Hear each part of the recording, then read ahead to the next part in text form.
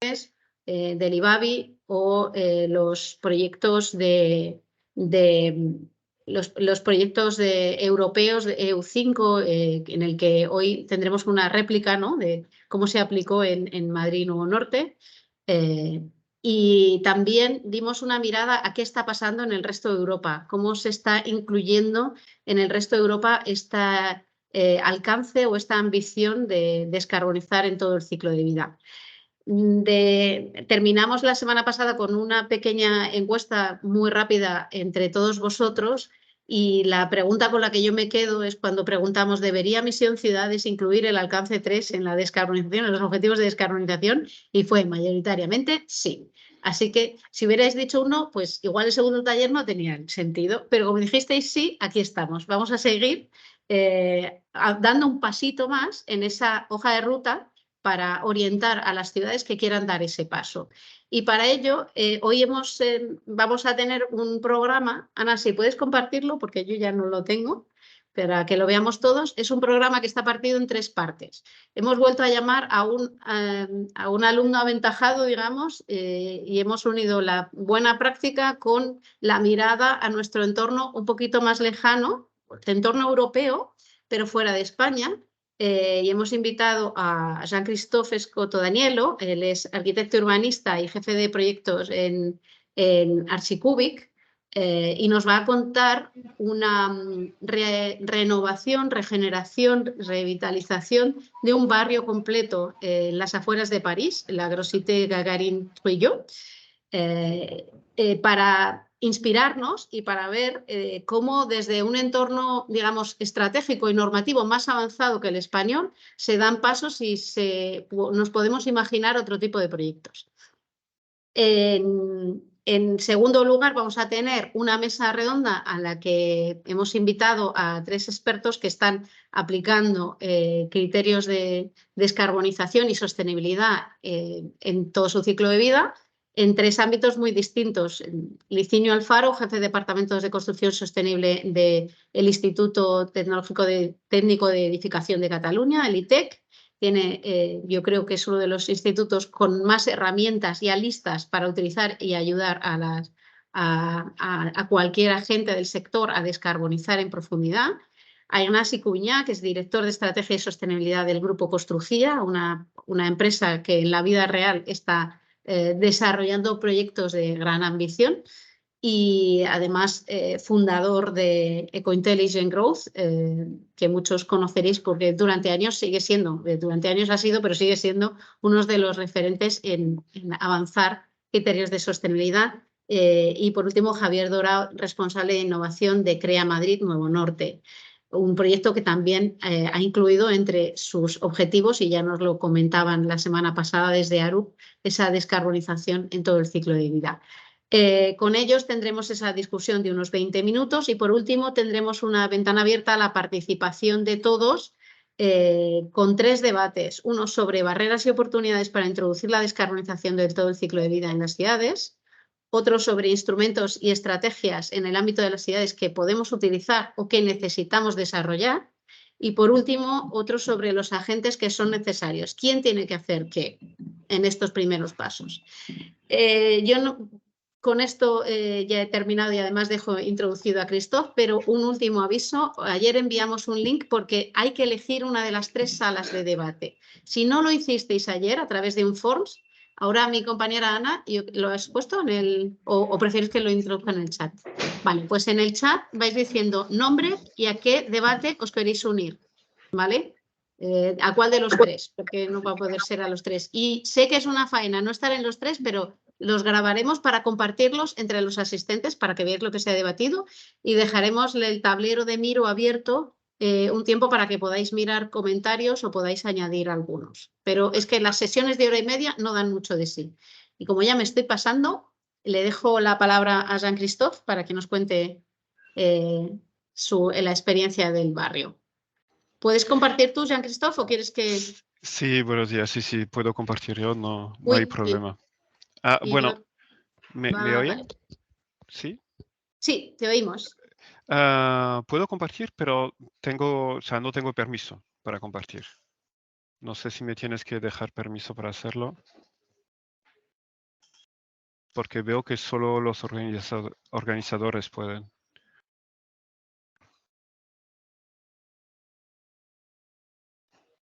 Prueba ahora.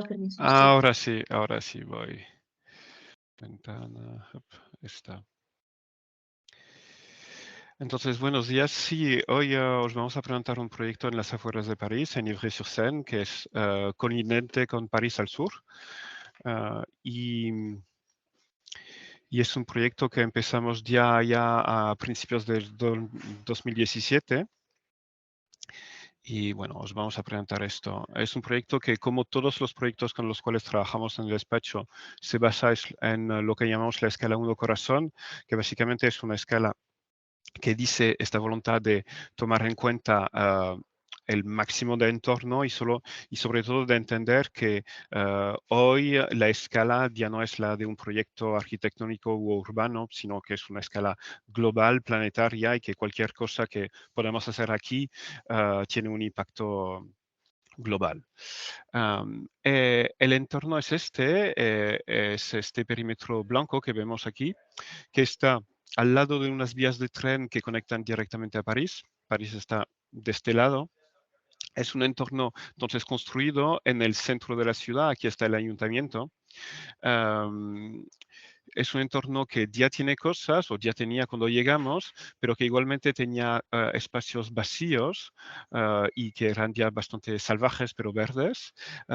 Espacios construidos que se van a mantener, que en parte vivienda social, pero también vivienda libre, que necesitaba estar reformada, pero que está y que se queda. Y también este edificio que da su nombre al barrio, que era el edificio Gagarin, un edificio de principios de los 60, de vivienda social, que en su momento era una demostración de un nuevo estándar de calidad de vida en la vivienda social en Francia, y que cuando llegamos al proyecto, la decisión de construirlo ya estaba tomada, que nos guste o no, por temas principalmente de amianto que había dentro, y entonces la deconstrucción se hizo entre el 2019 y el 2020.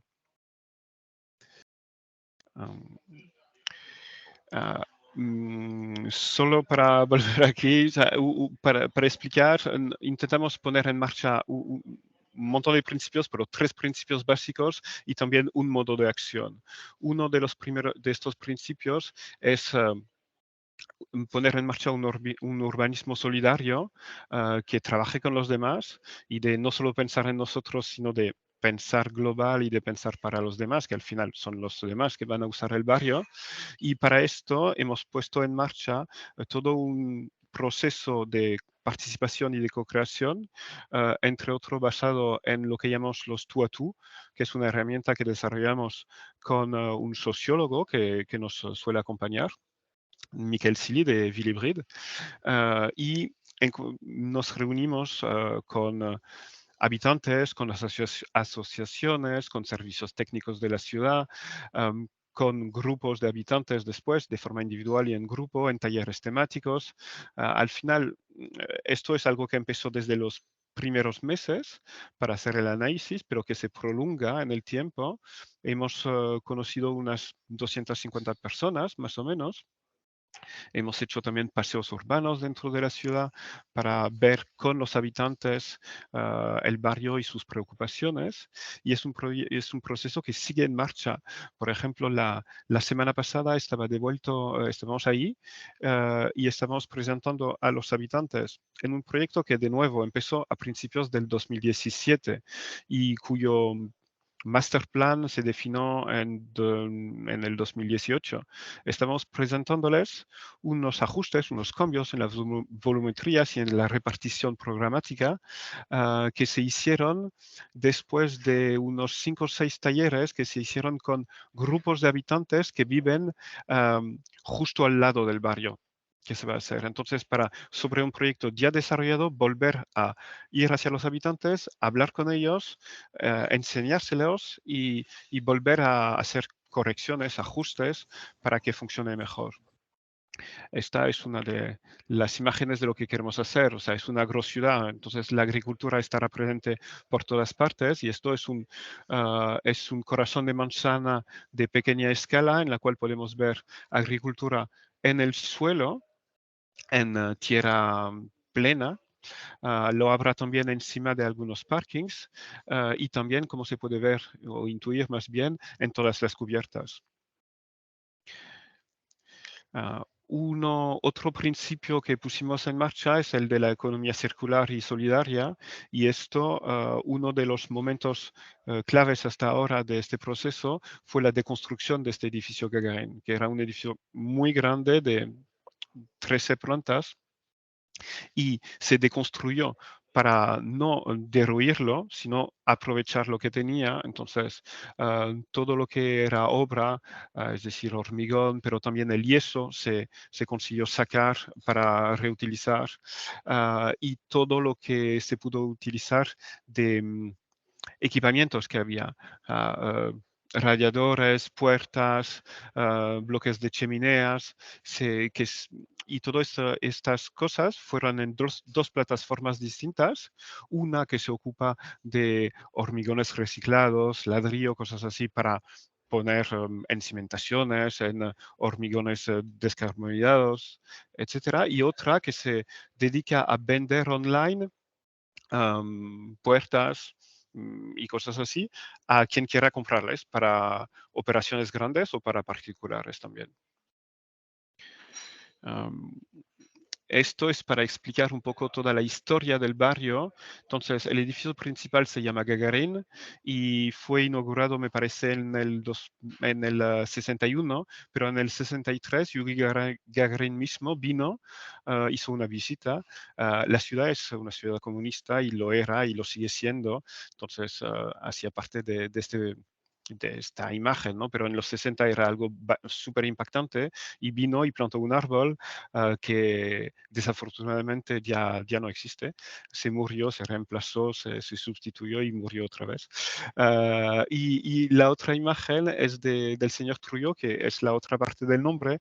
El barrio era un barrio agrícola de producción hortícola, pero también de producción de flores y de plantas medicinales para los hospitales de París, porque justo al sur del barrio y en los terrenos del barrio, la parte del sur, este descampado verde que veíamos, son terrenos que hasta ahora pertenecen a un hospital.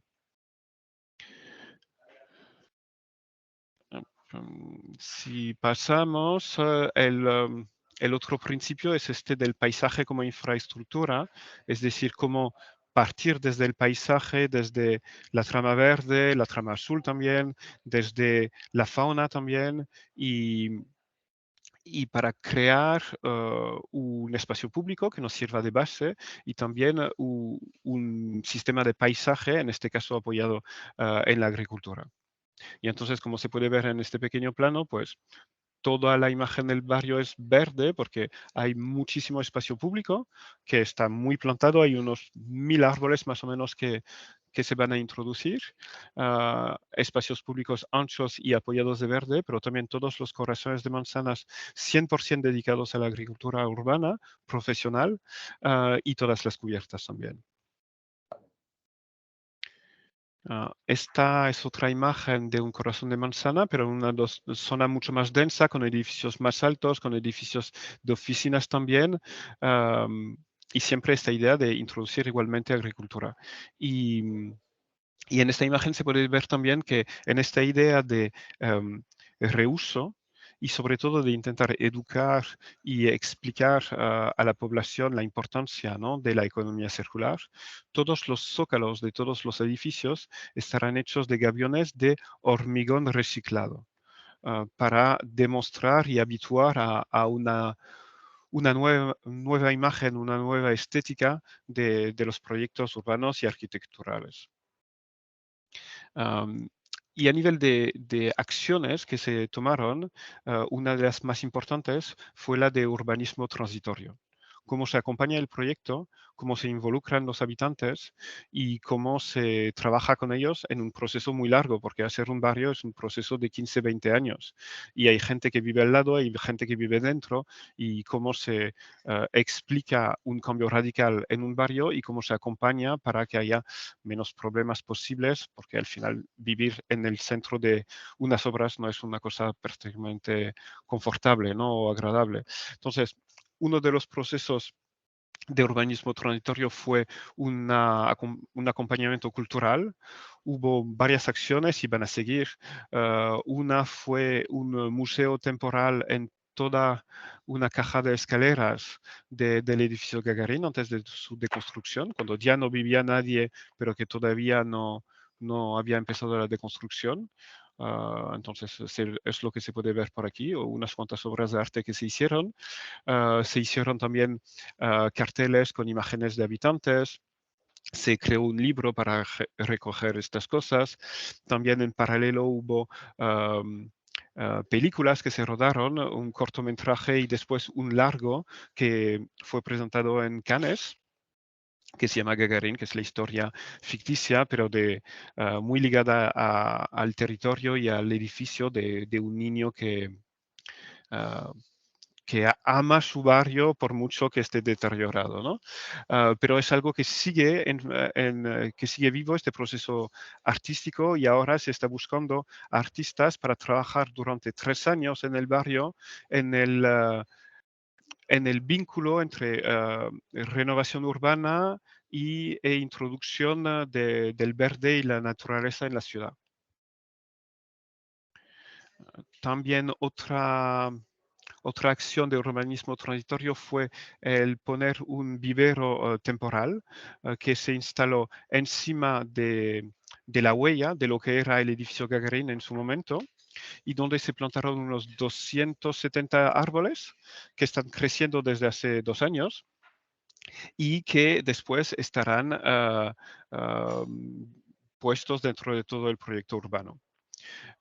Y acompañando este vivero, hubo un proceso también artístico de apadrinamiento de los árboles por los habitantes, y hubo unos 70, me parece que lo hicieron hasta ahora, y se hicieron unas pequeñas placas de tierra con los nombres de los habitantes, y estas placas van a estar ligadas para siempre al árbol dentro del nuevo barrio.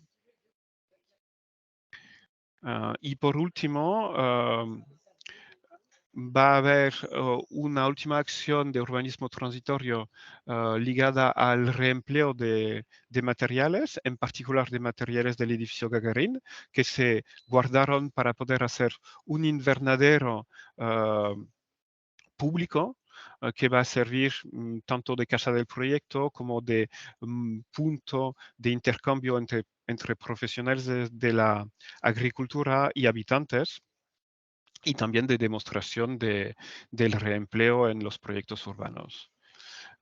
Esta es una imagen de lo que podrá ser el barrio con este invernadero por aquí, las vías de tren que pasan, y Así, un aunque los demás trabajo lo puedan ver sobre si quieren en sus pantallas.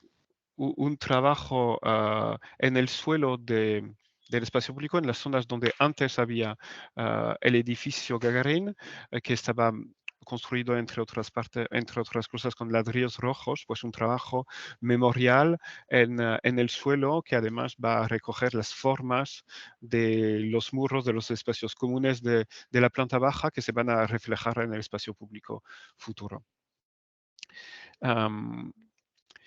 Y esto también creo que es una de las cosas más claves del proyecto, es la voluntad de construir de forma distinta, de imponer lo que puede ser que en España parezca bastante obvio, pero que en Francia no lo es decir, imponer unas construcciones en pilares y vigas, cuando en Francia se construye muchísimo con muros de hormigón in situ, y de implementar también la prefabricación al máximo para eficiencia económica en el tiempo, que proveniente en gran parte del tiempo en obras menor, y también para crear menos problemas, menos ruido para los habitantes en el barrio.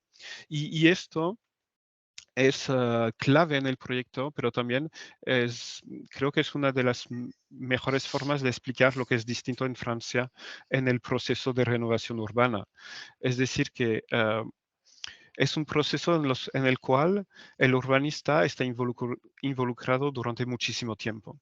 Unos 15, puede ser que 20 años. Se hace un análisis, se hace un master plan, se hace un libro de condiciones, se hacen unas fichas para cada parcela con volumetría, con detalles de construcción, con muchas cosas, pero sobre todo después se hace seguimiento y se hace un seguimiento de cada proyecto arquitectónico individual. Y esto es posible porque el proceso es que la ciudad que quiere hacer renovación urbana emplea otra persona pública que se llama un aménageur, que sería como una persona pública, de derecho privado, pero pública, profesional de la transformación urbana, y esta ente pública paga todos los estudios, incluso los nuestros, el proyecto urbanístico, pero también estudios de contaminación, estudios de programación, estudios medioambientales, todo lo programáticos, todo lo que puede haber.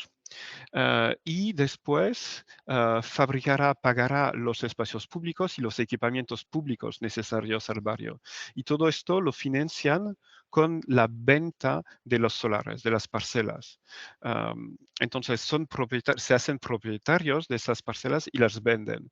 Y en este proceso, pues, pueden controlar los tiempos, el fasaje del desarrollo y pueden controlar los proyectos. Y nosotros como urbanistas tenemos un visto sobre todo esto y si no llegan a los objetivos de los urbanistas, de este manager, de la ciudad, pues no tendrán sus licencias de obra. Y entonces poder implementar objetivos muy claros de sostenibilidad, objetivos de tipo de construcción, objetivos de programáticos, de tipo de vivienda, lo que sea, siempre este manager tiene la mano y tiene la capacidad de controlar todo y a nosotros como urbanistas nos da mucho poder también y sobre todo mucha capacidad para conseguir un proyecto que no se queda en ambiciones, sino que tenemos capacidad de acompañar y de luchar por él todo el tiempo para llegar a nuestros objetivos. Y como decía, empezamos en enero del 2017, seguimos y los primeros proyectos van a empezar a construirse a finales del año. O sea que son procesos largos y estamos siempre dentro. Esto es otra vista del barrio y de un espacio público, como podemos ver, muy verde también y con muchísimos árboles. Otra imagen de otro punto clave del proyecto con emergencias porque toda la táctica del barrio fue no construir de forma continua, sino de forma puntillista, ¿no? Unos plots que dejan pasar las vistas y dejar pasar el sol y el aire entre ellos, y esto se compensa, entre otras partes, subiendo más para conseguir no seguir comiendo espacio suburbano, sino mantenernos en la ciudad densa y densificarla y retrabajar sobre ella. Y la última imagen es esta imagen resumen onírica que hicimos desarrollar por un artista que se llama Neus y que intento recoger la esencia del proyecto y la usamos muchísimo para comunicar y para explicarlo con esta T del edificio Gagarin que se va transformando en un paisaje productivo, verde y conectado. Y ya está. Estamos disponibles para contestar si hay preguntas. Pues muchísimas gracias, Jean-Christophe, por explicarnos otra manera de construir, de regenerar y una mirada, bueno, yo creo que muy inspiradora. Espero que a todos os haya servido también de inspiración. No tenemos mucho tiempo, pero sí que os animo, si tenéis dudas, incluir preguntas en el chat a Jean-Christophe. porque es cierto que el modelo francés y el español, tanto en urbanismo como en legislación, son muy distintos, pero yo creo que son, bueno, de todo se puede aprender y sobre todo esos nuevos lenguajes que surgen de una edificación descarbonizada, tanto en edificios que ya existen como en edificios nuevos, son muy interesantes. Y esa mezcla de agendas cultural, de involucrar a la ciudadanía, de combinar la circularidad con la descarbonización, con la seguridad alimentaria, me parecen, bueno, muy inspiradores. Pero sin más, vamos a pasar a la mesa en la que habíamos invitado a Ignasi Cuñá, a Licinio Alfaro, que no lo he visto por ahí, pero estará, supongo. Y Licinio, ¿andas por ahí? ¿No? ¿No ha llegado Licinio? Pues si no está Licinio, vamos a invitar, ahora le intentamos conectar, pero si te parece, Jean-Christophe, y te quieres quedar en el debate, encantadísimos. Y a Javier Dorao Sánchez, que sí que está, porque hemos estado hablando esta mañana, perfecto. Y yo quería empezar preguntándoos sobre esta oportunidad de la descarbonización. ¿Qué supone la descarbonización de la ciudad? Ese reto que ya de por sí es ambicioso, si además incluimos que la descarbonización incluya todo ese ciclo de vida de los edificios y vaya más allá del uso. ¿Hasta qué punto supone una oportunidad para las ciudades y cuál es una primera mirada de ese reto? Y podéis empezar, podemos empezar con Ignasi, si quieres, con Javier no tengo un orden preferente, pero Ignasi te veo ya que estás con el micrófono abierto. Sí, si queréis empiezo yo mismo. Vale, no, pues muchas gracias. Gracias a Jean-Christophe por su presentación. Por cierto, creo que esta presentación la vi en Construmat hace unos días por parte de uno de tus colegas. Lo que pasa es que en su momento llegué un poquito tarde y la pude ver entera. O sea que muchas gracias. Descarbonización, ciudades, retos medioambientales y sociales, etcétera, etcétera. Bueno, yo creo que todo forma parte de un mismo contexto y de un reto que tiene, yo creo que 3 componentes. Una que es medioambiental, otra social y otra que es económica, ¿no? Así por lo menos nosotros lo afrontamos, ¿no? Para nosotros la circularidad es un prerequisito para la descarbonización y de hecho es un prerequisito para la protección del clima.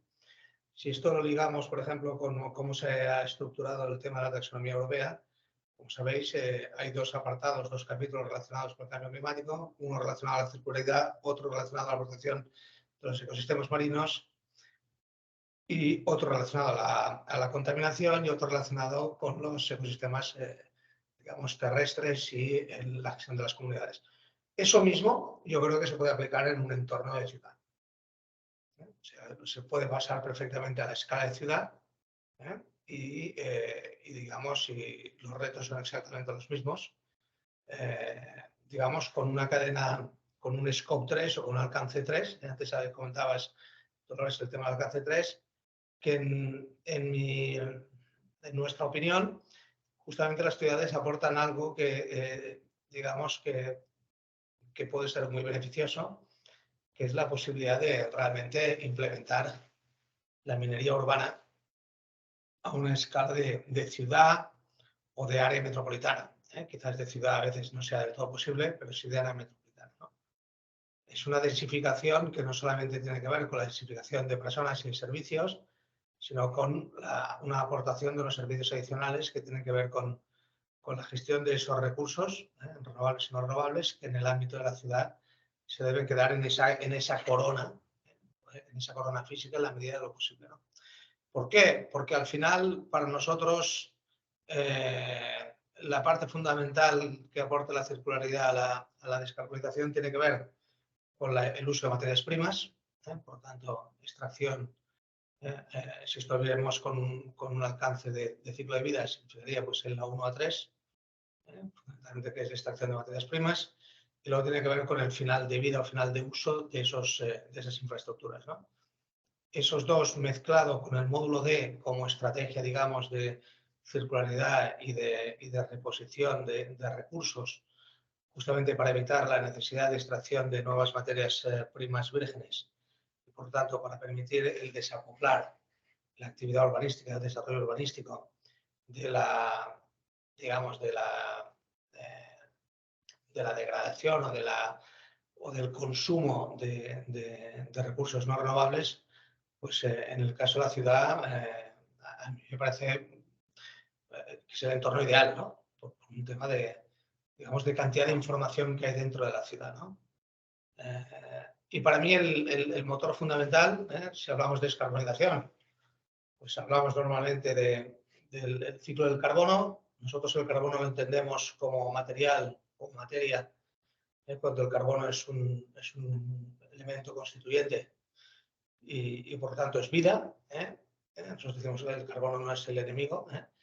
Y luego está la parte relacionada con las emisiones, que tiene que ver con lo que nosotros decimos el carbono fugitivo, que tiene que ver con el uso de combustibles fósiles o con la producción de residuos. Por tanto, para nosotros, para afrontar la descarbonización, hay una parte que tiene que ver con la gestión del carbono material, y eso tiene que ver con la eliminación del concepto de residuo.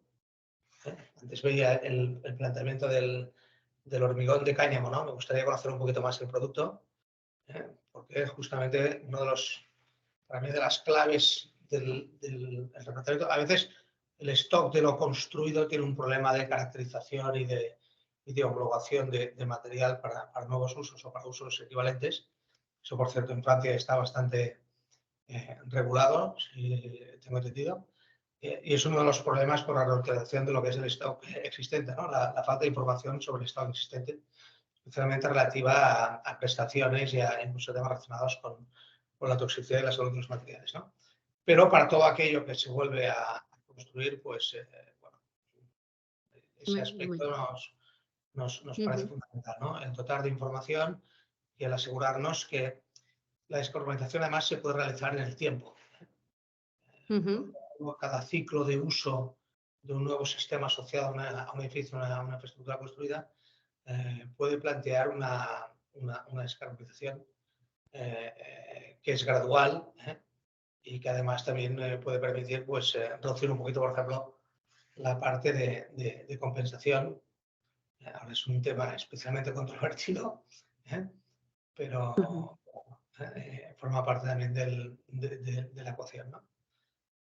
Sin duda alguna, la mirada a largo plazo y empezar a mirar a la materialidad de los edificios en sucesivas vidas va a cambiar la manera de construir. Y yo creo que un buen ejemplo es este que hemos visto de cómo un edificio se hace auténtica minería urbana con él, porque es el recurso para construir los zócalos, al menos de los siguientes, que ya es un paso importante. Javier, tú desde tu perspectiva de haber creado casi estar participando en el mayor desarrollo urbano nuevo de nuestra ciudad de Madrid, ¿cómo habéis aplicado esta mirada ambiciosa de descarbonización y a largo plazo? Bueno, pues Dolores Ignacio, gracias. A ver, nosotros en realidad lo hemos intentado introducir desde el principio. Es decir, intentamos meter, o sea, ya Madrid Norte cuenta con una normativa particular que de alguna forma ya te fomenta que los edificios sean más descarbonizados. Pero intentando aportar un poco al objetivo que tiene, o sea, el objetivo de crear esta hoja de ruta de la neutralidad climática y viendo los retos que nos hemos ido enfrentando nosotros, yo creo que para entender la descarbonización completa hay que entender todo el ciclo de vida, hay que entender bastante bien que los proyectos son diferentes. Es decir, una cosa son los proyectos de edificación, que a lo mejor están un poquito, bueno, más avanzados. Luego está la parte de los proyectos de urbanización, que también habría que incluirlos, todo el espacio público, cómo naturalizamos el espacio público, que además aporta mucho valor al ciudadano. Esa propia descarbonización de ese entorno construido. Pero para que esto de verdad se integre dentro con lo que hemos ido viviendo nosotros, para que de verdad se pueda integrar dentro de la agenda pública de las ciudades. A mí, cuando, por ejemplo, estabais hablando al principio de introducir esto dentro de la misión como un alcance 3, a mí, sinceramente, me da un poquito de anticuerpos. ¿Qué quiero decir? Es decir, ahora mismo tenemos una misión muy definida, con unos objetivos muy ambiciosos que las ciudades están decidiendo afrontar. Y para mí la descarbonización en su ciclo de vida, desafortunadamente, está en un periodo un poquito previo que a lo mejor la descarbonización más en la fase operativa. No, para empezar, no se contabiliza en los inventarios de las ciudades, no tenemos esa información a día de hoy. Entonces, yo creo que habría que introducirlo desde ya, pero habría que introducirlo desde un enfoque diferente. Es decir, habría que tratar de alguna forma diferente por los indicadores que están más asociados a la descarbonización del espacio público, a la descarbonización de la parte constructiva o del carbono embebido, de la parte de edificación, y también tratando diferente tanto la parte pública como la parte privada. Ese es mi punto de vista. Nosotros en esta línea nosotros estamos intentando afrontarlos todos, pero obviamente con diferentes objetivos y con diferentes ambiciones. Hace unos meses el Ayuntamiento de Madrid declaró una zona de Madrid Nuevo Norte, el centro de negocios, como un área de demostración climática, el área Demo 360, con los objetivos de neutralizar prácticamente todas las emisiones de la fase operativa del centro de negocios, lo cual es un reto debido a la gran densidad que tienen estos edificios. Al final, crear edificios neutros de 70 plantas no es una tarea sencilla. Y también se ha introducido como un objetivo principal la descarbonización de todo el ciclo de vida del proceso, pero afrontado de forma diferente. Es decir, al final sí que tenemos, pues por ejemplo, lo que estaba contando Jean-Christophe, sí que nosotros vamos a reutilizar el 92% de los materiales de demolición que vamos a tener en el ámbito, pero aún así vamos a ser deficitarios y vamos a necesitar otro tipo de materiales. Que intentaremos que sean de bajas emisiones, pero bueno,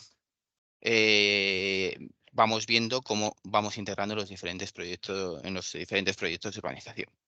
Estamos intentando naturalizar el espacio público, pero es verdad que a día de hoy aún no hemos sido capaces de establecer un objetivo claro, principalmente por falta de información. Por ejemplo, en el proyecto EDU5 que estuvimos hablando hace unas semanas, lo primero que se hizo es intentar crear unos ratios para ver cuántas emisiones se podrían generar, pues, en un metro cuadrado de calle, en un metro cuadrado de puente, en un metro cuadrado de túnel.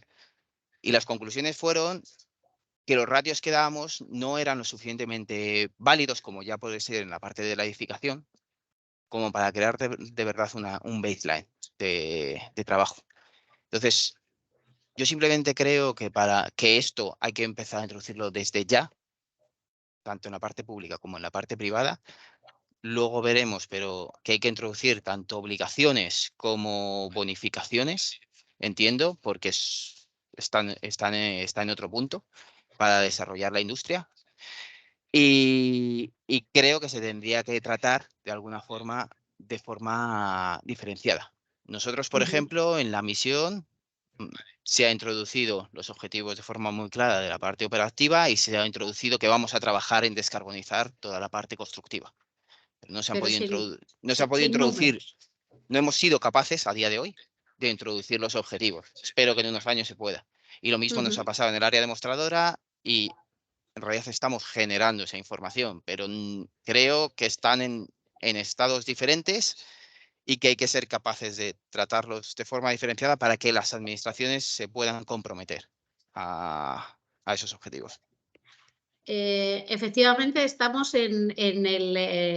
movidos por la urgencia, pero conscientes de que los primeros pasos son no a ciegas, pero sí a tientas, ¿no? No tenemos esos valores referenciales que nos permiten medir de manera milimétrica, incluso implementar de manera normativa a escala de barrio o a escala de país esos límites al carbono embebido o al carbono de ciclo de vida.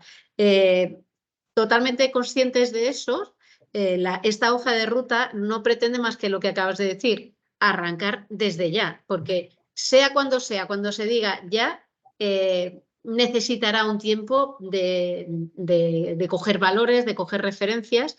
Hasta entonces nos sirven buenas prácticas, nos sirven valores algunos de referencia y nos sirve la unidad de medir, o sea, medir para reducir. Si no medimos jamás tendremos eso, ¿no? Esa es una de las primeras máximas. Por supuesto, yo simplemente...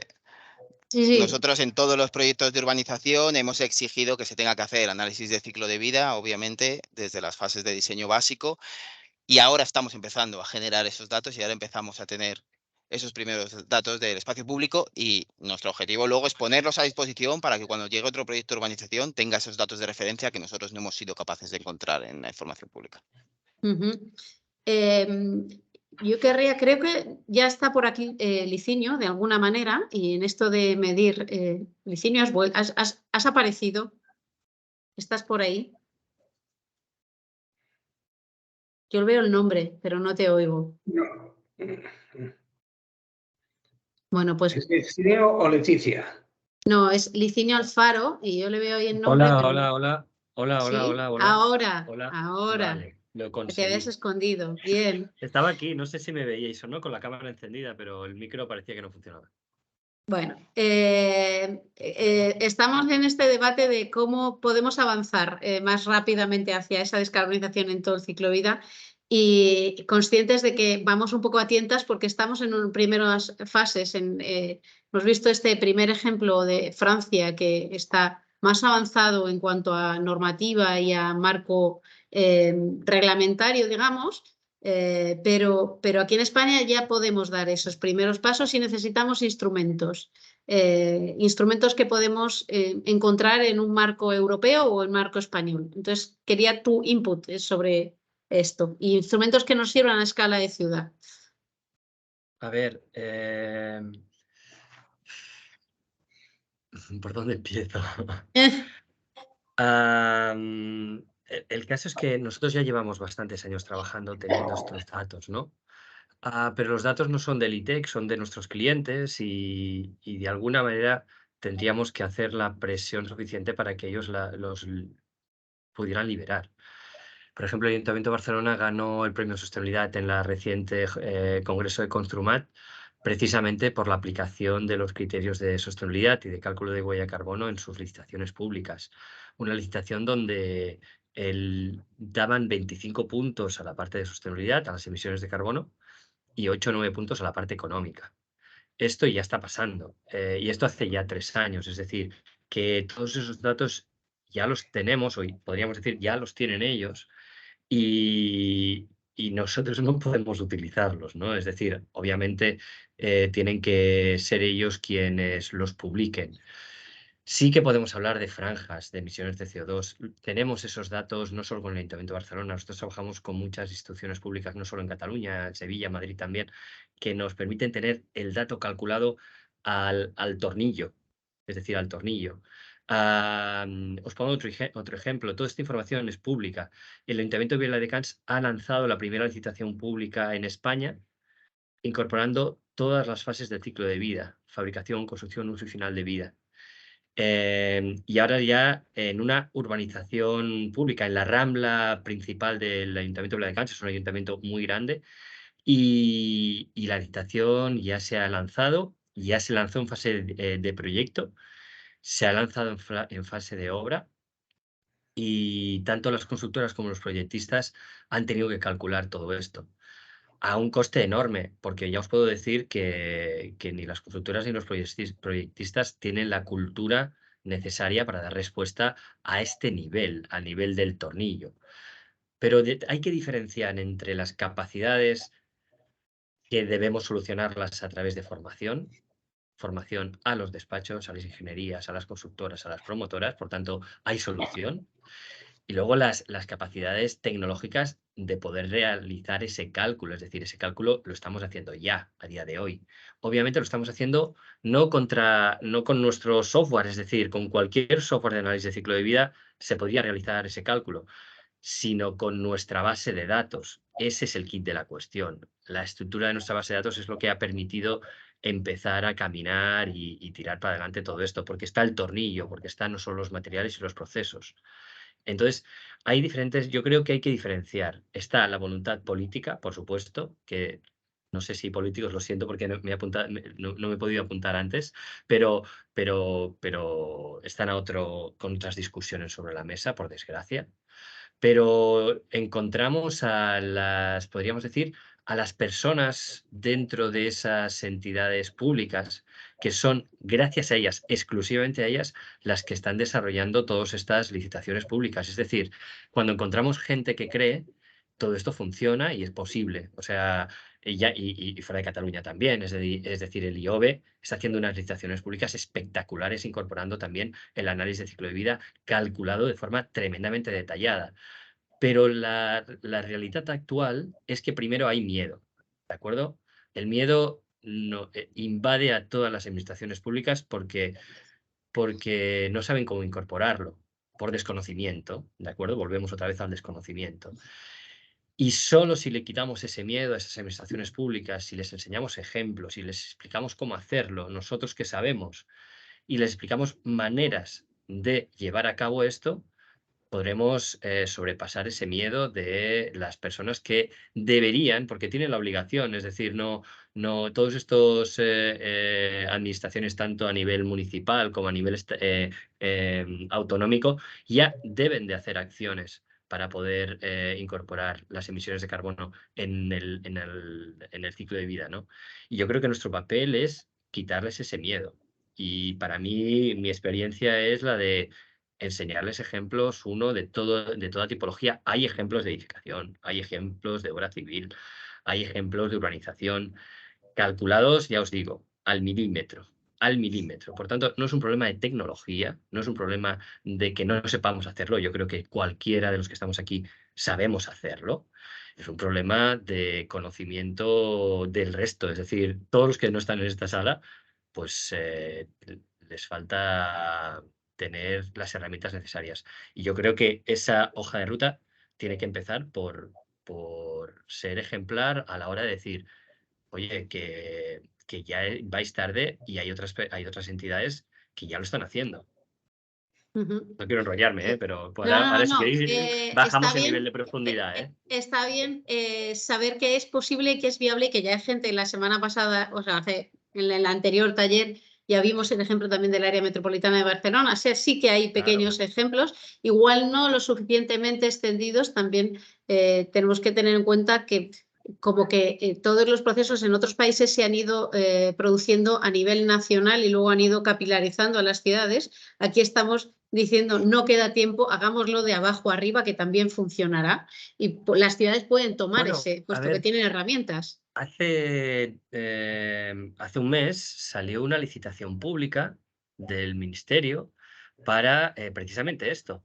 Es decir, que también está empezando a suceder Sí. de arriba abajo. Es decir, Ujú, ¿quién les quitó el miedo a los que presentaron esta licitación? Pues no lo tengo muy claro, pero han ujú, presentado una licitación pública para poder hacer todas las carreteras en este país contando las emisiones de carbono. Es decir, que ujú, podríamos decir, situaciones anecdóticas y que no son generalizadas. Y tenemos que presionar para que esto se generalice lo antes posible. ujú. Efectivamente.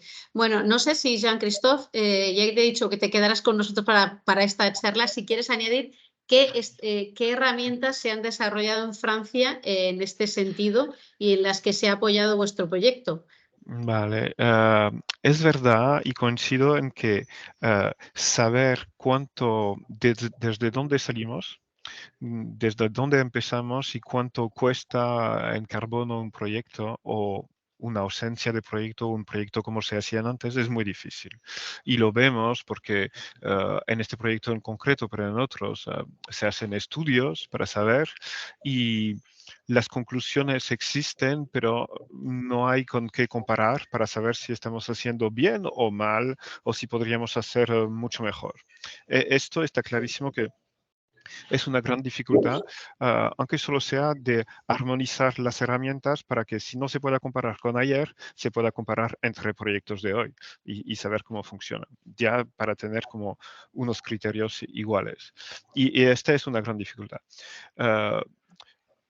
Lo que se está haciendo ahora en Francia y lo que estamos haciendo es basarnos en leyes y en labelizaciones también. Hay labeles, hay muchos labeles, hay labeles que son más interesantes que otros, los hay que hacen más seguimientos, bueno, otros que son más declarativos, pero dan herramientas y obviamente todas las simulaciones de ciclo de vida, pero también de cómo van a funcionar las viviendas, ¿no? Cuánta luz se va a entrar y entonces cuánta energía vamos a ahorrar porque no vamos a encender la luz y etcétera, etcétera. O cómo se protege bien térmicamente para también no gastar ni en frío ni en calor. Y estas cosas de la vida cotidiana, ¿no? Como se abren ventanas de más, etcétera, cuentan muchísimo para educar, pero también para que el peso carbono de ciclo de vida vayan bajando. Pero también hay una gran cuestión de voluntad pública, es decir, como explicaba antes, el hecho en este proyecto en concreto de decir vamos a construir en pilares y hacer prefabricación con cáñamo y con otras cosas, es bastante revolucionario en Francia, porque en Francia la industria del hormigón es extremadamente potente y entonces se construye todo con muros de hormigones por todas partes. Y esto, por una parte, tiene un peso carbono horrible y por otra parte limita muchísimo la reversibilidad de los edificios y entonces nos quedamos con edificios de programación o hasta que son fijos. Es decir, ¿cómo hacer pasar un edificio de vivienda a oficina si hay muros cada 5 metros? Es imposible. O cómo juntar viviendas si es así. Es imposible. Entonces, todo este trabajo que introducimos se puede hacer gracias a estas entes públicas que van siguiendo, pero también gracias a la ley.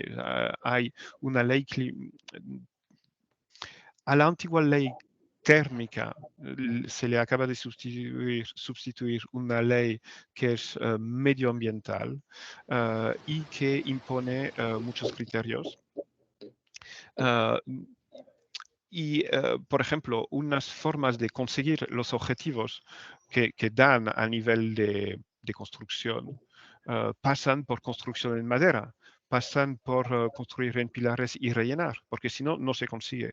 Y entonces, con estas herramientas, ahora se empieza a construir cada vez más en madera, por ejemplo, edificios de hasta 7 plantas, 8 plantas, se está haciendo cada vez más común y es una cosa extremadamente positiva, de la misma forma que se exige unas cantidades en peso por metro cuadrado de materiales biológicos, es decir, que sea madera, que sea cáñamo, que sea cosas de este estilo, y hay criterios, hay niveles de estos labels, y como al final cada ente pública tiene también sus ambiciones. Una cosa que no comenté, este amenaza, esta persona pública, también para trabajar para una ciudad pasa por concurso. Entonces, no es que a tal ciudad le toque tal ente pública, sino que hay competencia entre ellos. Y entonces ellos mismos implementan más cosas y más normativa. Y, por ejemplo, actualmente, si esta nueva normativa medioambiental que se llama RE 2020, tiene unos primeros criterios para 2020, otros que van a pasar para 25, otros para 28, ahora el nuestro está imponiendo que los proyectos ya cumplen con la normativa de 2028. Y a través de imposición legal y en un ámbito que no es fácil, o sea, el lobby del hormigón en Francia es una cosa descomunal, pero se consigue y después tanto entes públicas, aménageurs como promotores, pues también cogen esta cosa e intentan ser más demostrativos, más buenos que el vecino y esto ayuda, ¿no? Estos promotores, estos fabricadores desarrollan también sus startups y sus empresas específicas para este tipo de construcción alternativa y de futuro que ya se está poniendo en marcha. Es por ahí, creo. Bueno, muchísimas gracias. La verdad es que esto de hacer sesiones de hora y media es muy operativo, pero a mí se me hacen cortísimas y de repente nos quedamos sin tiempo. Lo bueno es que el debate sigue. Me quedo con las ganas de preguntaros sobre qué agentes son fundamentales y principales en toda esta actividad, quién debería estar haciendo qué, pero como va a ser parte del debate posterior, os convino a seguirlo entre todos en los paneles que vamos a abrir a continuación.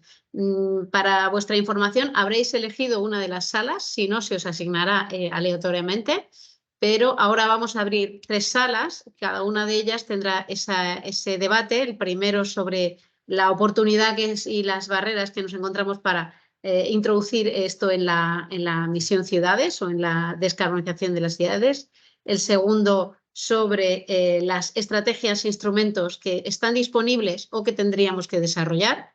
Y el tercero sobre los agentes y quién tiene que hacer qué. Así que, y luego nos veremos 3 minutitos antes simplemente para avanzar el último taller, que ahora mismo no tengo la fecha encima de la mesa, estoy fatal, pero Ana me lo va a recordar en un momento. Y... 28. Ay, gracias, Julio. Gracias, Julio. El 28 de junio tendremos el tercer taller en el que intentaremos dar un poco más de forma y formato a esa hoja de ruta. Vamos a toda velocidad, como os dais cuenta, así que, bueno, nos vamos a las salas cuando quieras, Ana.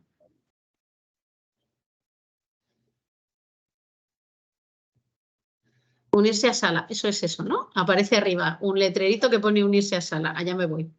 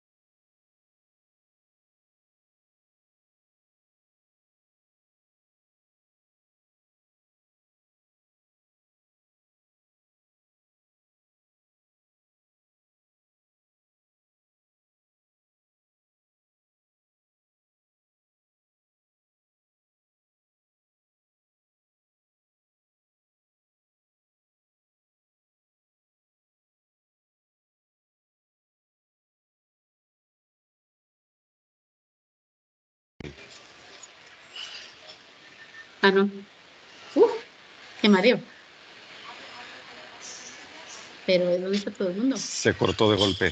Sí, ha Estamos, habido he Ah, ido vale. admitiendo, es que había que readmitirles a la sala.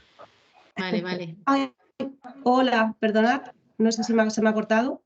No, hemos vuelto todos. Ah, vale, Pero ha sido- perdonad. Ha sido un No. viaje de ida y vuelta muy raro. Vale. Nada, pues simplemente quería hacer esa pantalla y un indicador de ahorro en emisiones de CO2, Uy. una forma de cuantificar la descarbonización gracias a las actuaciones de rehabilitación. Lógicamente todavía hay mucho recorrido, pero ya hay herramientas que existen Sí. y que son transparentes y de ámbito público y bueno, pues las quería simplemente Gracias, enseñar. gracias Vale. Elizabeth, que era en la mesa 1. En la mesa uno. Sí, Lamentablemente es que- ha quedado colgada con la conversación, Vale. pero Pero luego nos lo envías y lo haremos Sí, claro que sí. lo haremos llegar a todos para que lo Sin conozcan. problema, claro que sí. Esto ha sido una cosa súper rápida, pero queríamos respetar un poco digamos, los tiempos y son las 11 en punto, con lo cual nos queda simplemente daros las gracias a todos, que mantenemos esta conversación online a través de correo, si os queréis con ganas de compartir herramientas, instrumentos, agentes o reflexiones sobre el tema, enviárnoslos por favor a los correos a través del cual os llegan todas las comunicaciones y que nos vemos el día 28, no me he equivocado, de junio, o sea, en 15 días, para hacer ese último taller, que ya veremos si es último o antepenúltimo, porque esto genera discusiones súper interesantes. Así que, Julio y María, si queréis también vosotros despedir. Bueno, pues nada, gracias. Yo ya estaba escribiendo en el chat que a mí me ha resultado interesantísimo tanto las presentaciones como luego las aportaciones en el grupo, que hemos tomado nota. Además, lo bueno de hacerlo en el Miro es que ya queda todo recogido y como otras veces mandaremos un correo con un resumen de la sesión, con la grabación y así podemos seguir un poco la pista a todo lo que hemos hecho y como tú decías, Dolores, que cualquier adición, cualquier comentario que queráis añadir a lo que habéis ido diciendo, pues nos lo podéis hacer llegar y lo incorporamos a la relatoría y al resumen de lo que hemos hecho. Y María, no sé si quieres... Nada más, yo me quedo con ganas también de sacar las conclusiones a lo mejor de las diferentes sesiones que hemos tenido, que la nuestra también ha sido muy interesante y yo creo que se han dicho cosas muy importantes, entonces a lo mejor pues podemos ya fuera de horario compartir un resumen para hacer ese trocito que nos queda y nada más, que muchísimas gracias y como dice Dolores, veremos si tercer, cuarto o quinto taller o a dónde nos lleva esto y que tengáis muy buena semana. Gracias a todos. gracias. Hasta luego. Gracias, Hasta buena luego. semana. Hasta luego.